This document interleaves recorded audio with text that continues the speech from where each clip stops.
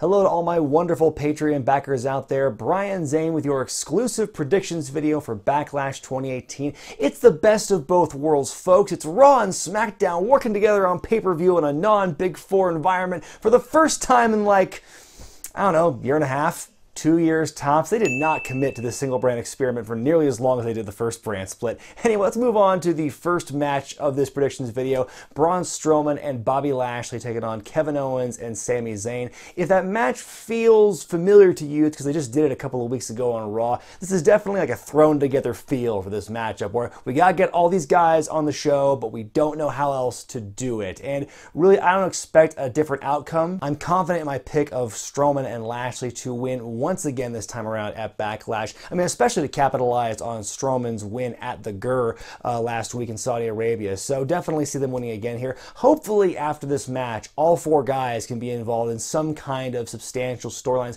especially Lashley. Of all these guys and of all the people who showed up and debuted and returned after WrestleMania, Lashley to me is the biggest disappointment so far. I know still a few weeks out, there's still definitely kind of a feeling out pattern with a lot of people who are showing up. There's a lot of pieces that need to fall into place before we really kind of kick into high gear with storylines.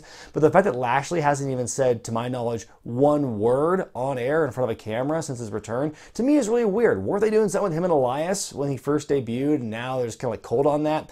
I don't know. Anyway, big and beefy dudes win. Up next, Daniel Bryan taking on Big Cass in Cass's first match back since returning from injury after WrestleMania. It's a tough one for me to call here because as much as it would feel good to see Daniel Bryan win a match here and keep his winning ways going or keep looking good after his return at WrestleMania, I think Cass needs the win just as badly, if not more so, because, like I said, it's his first big angle after coming back from injury. I think he needs the win here. I think I do predict that Cass will win this matchup. I think size will conquer all here. I think just he needs this big win to finally like shake off the last dregs of his affiliation with Enzo Amore and that rivalry that carried on forever, it seemed, before he got hurt last year. I think Bryan can afford to lose here because he's like Teflon. I think nothing can kill any momentum he has. And really just the way they've been kind of treating and booking Daniel since his in-ring return has been very conservative, let's say. They've been taking their time and really playing safe with Daniel. They've been having him wrestle sporadically, not really taking any serious bumps, and then like after a match or so, he takes like a week or two to calm down or rest up or something. So, that whole chest infection thing from the chops he got at the GER, it seems kind of overblown because he, that night where they said, oh, he's not clear to compete, he wrestled Nakamura in a dark match after 205 Live. So, clearly they're holding off using him on TV, which I get why they kind of want to make him a special attraction. But I don't think he needs to be, I don't think he should be used as a special attraction. He should be doing more full-time stuff if he's clear to compete. Don't keep pussyfooting around with Daniel Bryan. I think that what they're going to do here, because of that booking, that Cass is going to beat him up so badly here that Daniel will take a week or two off afterward, because that's what he does now. U.S. title on the line is Jeff Hardy defense against Randy Orton. It's a face versus face matchup. Nothing about this match really interests me. I like Jeff Hardy as champion, but I'm just kind of done with Randy Orton at this point.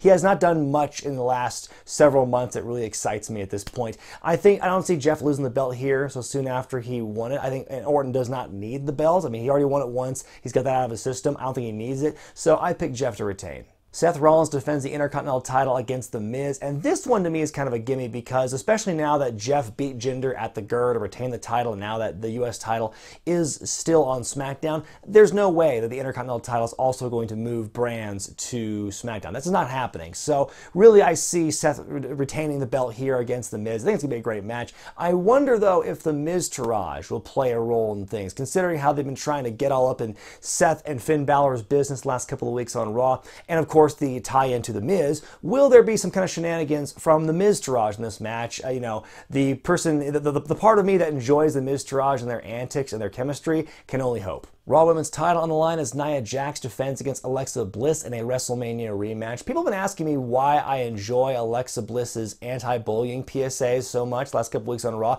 I think it's because it's how ironic they are, because it's a very serious topic, and Alexa has this very serious, straight-faced tone when she delivers this message about anti-bullying, but she does it all to make fun of Nia Jax still, and she provides these hilarious, mental images of, Nia laughing in a homeless person's face stealing their food, or a turkey leg in each hand, laughing at Alexa. That to me, just like the description of it, to me, because it's so outlandish and such an obvious lie. Like, you can't take this stuff seriously, what she's saying. It's actually really great in terms of getting heel heat for Alexa. And, I was kind of on the fence about this, the fat shaming stuff they were doing for a while with this angle, but now I am on board with the storyline, provided Nia wins on Sunday. I'm really hoping about that. Because really, we've seen so much of Alexa on top in the women's division for so long, both on Raw and SmackDown, that I think we need a break from that. Nia needs new opponents, new challenges, so I predict Nia is going to retain on Sunday. Carmella defends the SmackDown Women's title against Charlotte Flair, and much like the US title match, I don't see the belt changing hands here.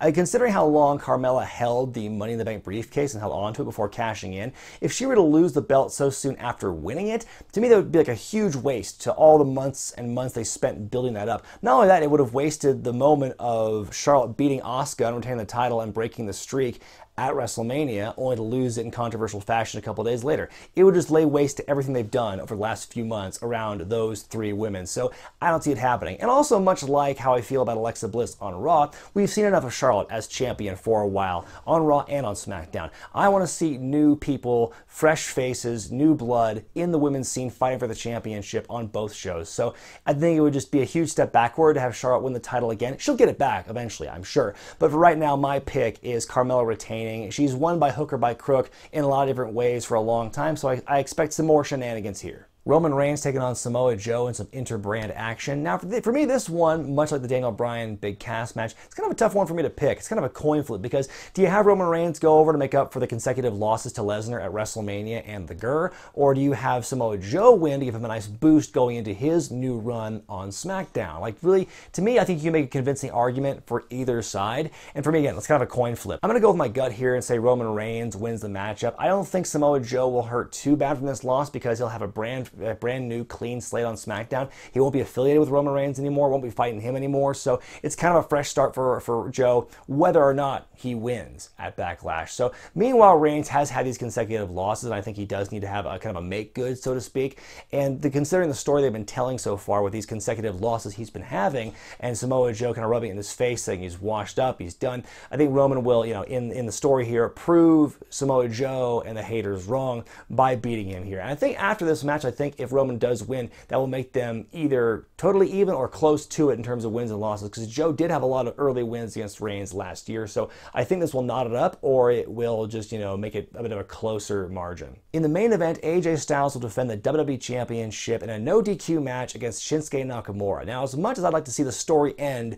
with AJ finally getting wise to Shinsuke's evil ways and wearing a cup to protect himself from the Kinshasa, I just don't see that happening, because at the same time, it's kind of a must-win for Shinsuke here, because not only, even if you don't factor in the consecutive losses to Jinder Mahal last year for the championship, if Shinsuke does not win here, to me it feels like it kind of makes the heel turn he had at Mania and all the action he's done since then in the weeks to follow kind of pointless. It's kind of a must-win thing for Shinsuke to justify and legitimize this heel turn. If he turns heel and does all this dastardly stuff and hits people in the balls and everything, only to lose this match to AJ, then what was the point of it all? I think you could have him fall back a bit and challenge for the US title as kind of a consolation prize, but considering how they kind of led us along last year and they dangled the carrot in front of us and really gave us hope, and then gave us hope again at WrestleMania, you would think that now would be the time. If they're going to keep putting him in this situation, you would think they would finally pull the trigger and make Shinsuke, make him the champion. I think Shinsuke as a heel champion would be very interesting. I want to see him do this character as the heel champion now and see where it goes from there. So, to me, it's one of two things. Either Shinsuke never challenges for the title again if he loses and goes on to the mid-card or something as a heel, which would suck, or it kind of puts the exclamation mark on his heel turn, justifies it by winning the championship. I do pick Shinsuke to win and become the new champion here. Like, they'll take advantage, both guys will take advantage of the no DQ stuff, and I think maybe AJ will deflect the first low blow or something, find some way to get out of it, but in the end, Shinsuke will still win dirty and become the champion. That's my pick. Let me know what you think is going to happen this Sunday at Backlash in the comments section below, and I'll see you on the other side on the YouTube channel with my Backlash review either late Sunday night or early Monday morning. Thank you all so much for your support on Patreon, gang. I'm Brian Zane, and I'll see you next time.